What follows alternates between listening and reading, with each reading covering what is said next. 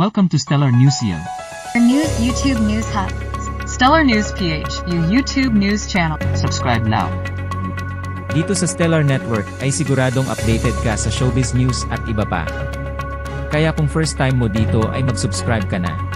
Kumpirmado na wala na sa pamamahala ng Careless Music ang aktres na si Liza Soberano, ayon sa isang anunsyo ng talent management sa kanilang Instagram story noong Setyembre 14 na 2024.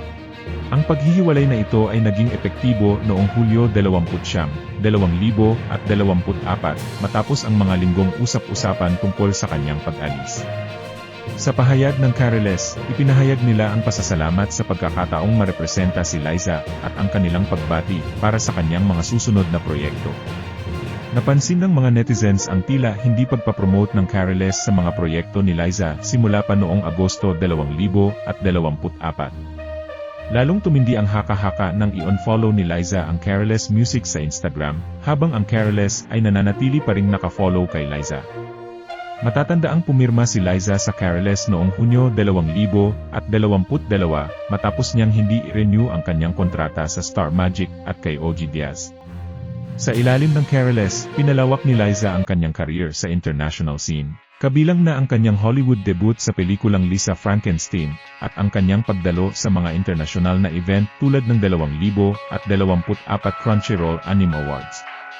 Wala pang inilalabas na pahayag si Liza kaugnay sa kanyang pag-alis mula sa Careless Music, ngunit may mga ulat noong Oktubre 2023 na ang kanyang tiyahin na si Tita Johnny na ang nangangasiwa ng kanyang karera. Isyu ng pag-alis ni Liza Soberano sa Careless Music ay unang lumabas sa blog ng kanyang dating manager na si OG Diaz, na siyang unang nagpakilala sa aktres sa industriya ng showbiz.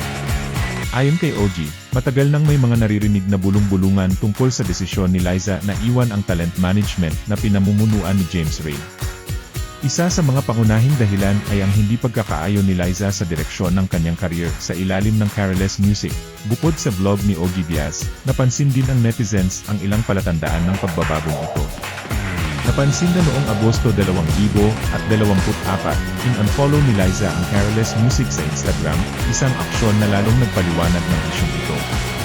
Kahit hindi agad nagsalita si Liza tungkol sa mga hakbang na ito, ang kanyang mga galaw sa social media ay nagsilbing pahiwatig na mayroong hindi pagkakaayos sa pagitan niya at ng management. Sa kabila ng mga pagbabagong ito, nanatiling pina-follow ng Careless Music si Liza sa kanilang Instagram account, na nagdulot ng mas maraming espekulasyon sa publiko. Matatandaan na noong Hunyo 2022, pumirma si Liza sa Careless Music matapos niyang magdesisyong hindi mag-renew ng kanyang kontrata sa Star Magic, ang talent management arm ng ABS-CBN, at sa co-manager na si OG Diaz. Maraming fans ang nagulat sa kanyang desisyon, dahil sa matagal na panahong naging bahagi ng kanyang career si OG.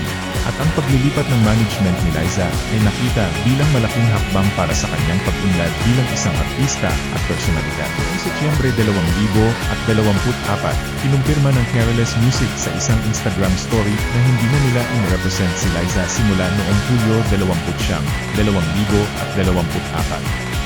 Ayon sa kanilang pahayag, naging masaya sila na makatrabaho si Liza, at ipinahayag nila ang kanilang suporta sa anumang magiging landas nito sa hinaharap. Samantala, patuloy namang tahimik si Liza tungkol sa kanyang desisyon na umalis sa Careless, at hanggang ngayon ay wala pang opisyal na pahayag mula sa aktres. Bukod pa rito, noong Oktubre 2023, lumabas din ang balita na ang tiyahin ni Liza, si Tita Johnny, na matagal nang nagsilbing road manager at personal assistant niya, ang muling humawak sa kanyang karir.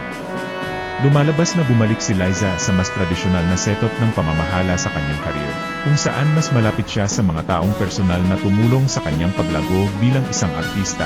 Dagdag pa rito, isa sa mga naging usapin sa publiko ay kung paano tatakbo ang karir ni Liza matapos umalis sa Careless Music. Maraming fans ang umaasa na sa kabila ng mga isyong ito, magpapatuloy ang tagumpay ni Liza, lalo na't siya ay isa sa mga pinakakilalang pangalan sa industriya ng showbiz, hindi lamang sa Pilipinas, kundi sa buong Asya. Kumpirmado na wala na sa pamamahala ng Careless Music ang aktres na si Liza Soberano, ayon sa isang anunsyo ng talent management sa kanilang Instagram story noong Setyembre 14 na 2024. Ang paghihiwalay na ito ay naging epektibo noong Hulyo 29, 2024 matapos ang mga linggong usap-usapan tungkol sa kanyang pag-alis. Sa pahayag ng Careless, ipinahayag nila ang pasasalamat sa pagkakataong marepresenta si Liza at ang kanilang pagbati para sa kanyang mga susunod na proyekto. Napansin ng mga netizens ang tila hindi pagpapromote ng Careless sa mga proyekto ni Liza simula pa noong Agosto 2024. Lalong tumindi ang haka-haka nang i-unfollow ni Liza ang Careless Music sa Instagram, habang ang Careless ay nananatili pa ring nakafollow kay Liza. Matatandaang pumirma si Liza sa Careless noong Hunyo 2022 matapos niyang hindi i-renew ang kanyang kontrata sa Star Magic at kay OG Diaz. Sa ilalim ng Careless, pinalawak ni Liza ang kanyang career sa international scene, kabilang na ang kanyang Hollywood debut sa pelikulang Lisa Frankenstein, at ang kanyang pagdalo sa mga internasyonal na event tulad ng 2024 Crunchyroll Anime Awards. Wala pang inilalabas na pahayag si Liza kaugnay sa kanyang pag-alis mula sa Careless Music, ngunit may mga ulat noong Oktubre 2023 na ang kanyang tiyahin na si Tita Johnny na ang nangangasiwa ng kanyang karera. Ang issue ng pag-alis ni Liza Soberano sa Careless Music ay unang lumabas sa vlog ng kanyang dating manager na si OG Diaz, na siyang unang nagpakilala sa aktres sa industriya ng showbiz. Ayon kay OG, matagal nang may mga naririnig na bulong-bulungan tungkol sa desisyon ni Liza na iwan ang talent management na pinamumunuan ni James Reid.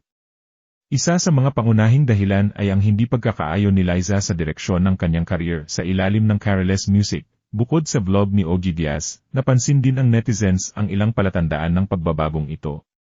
Napansin na noong Agosto 2024, in-unfollow ni Liza ang Careless Music sa Instagram, isang aksyon na lalong nagpaliwanag ng isyong ito.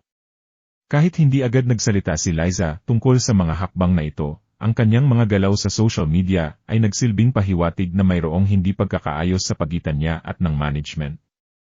Sa kabila ng mga pagbabagong ito, nanatiling pina-follow ng Careless Music si Liza sa kanilang Instagram account, na nagdulot ng mas maraming espekulasyon sa publiko. Matatandaan na noong Hunyo 2022, pumirma si Liza sa Careless Music matapos niyang magdesisyong hindi mag-renew ng kanyang kontrata sa Star Magic, ang talent management arm ng ABS-CBN, at sa co-manager na si OG Diaz. Maraming fans ang nagulat sa kanyang desisyon dahil sa matagal na panahong naging bahagi ng kanyang career si OG. At ang paglilipat ng management ni Liza ay nakita bilang malaking hakbang para sa kanyang pag-unlad bilang isang artista at personalidad. Noong Setyembre 2024, kinumpirma ng Careless Music sa isang Instagram story na hindi na nila in-represent si Liza simula noong Hulyo 2024. Ayon sa kanilang pahayag, naging masaya sila na makatrabaho si Liza at ipinahayag nila ang kanilang suporta sa anumang magiging landas nito sa hinaharap. Samantala, patuloy namang tahimik si Liza tungkol sa kanyang desisyon na umalis sa Careless, at hanggang ngayon ay wala pang opisyal na pahayag mula sa aktres. Bukod pa rito, noong Oktubre 2023, lumabas din ang balita na ang tiyahin ni Liza, si Tita Johnny, na matagal nang nagsilbing road manager at personal assistant niya, ang muling humawak sa kanyang career. Lumalabas na bumalik si Liza sa mas tradisyonal na setup ng pamamahala sa kanyang career, kung saan mas malapit siya sa mga taong personal na tumulong sa kanyang paglago bilang isang artista. Dagdag pa rito, isa sa mga naging usapin sa publiko ay kung paano tatakbo ang career ni Liza matapos umalis sa Careless Music.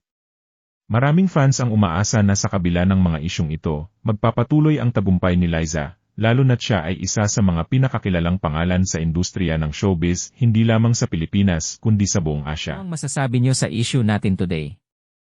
This has been Angelo, hanggang sa susunod na balita.